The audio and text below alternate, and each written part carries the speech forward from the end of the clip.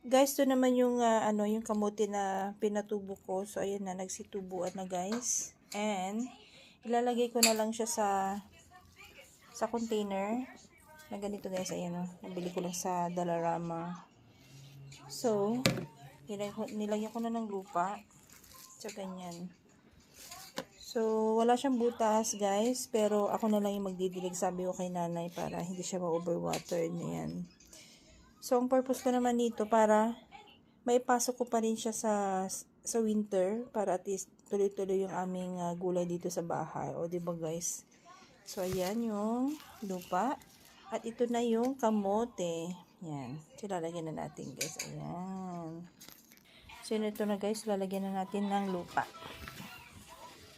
Ayan. So dito sa Canada, dahil may 4 season tayo, winter, napakahirap guys, hindi tayo pwede magtanim, kaya ayan, ginagawa na lang natin ang paraan.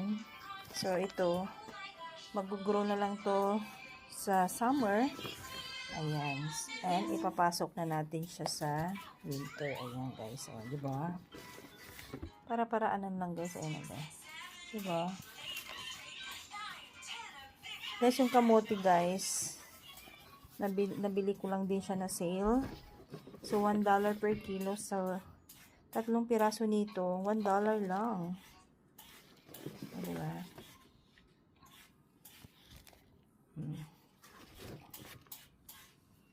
Diba? So, yun lang guys. Ayun ganda diba?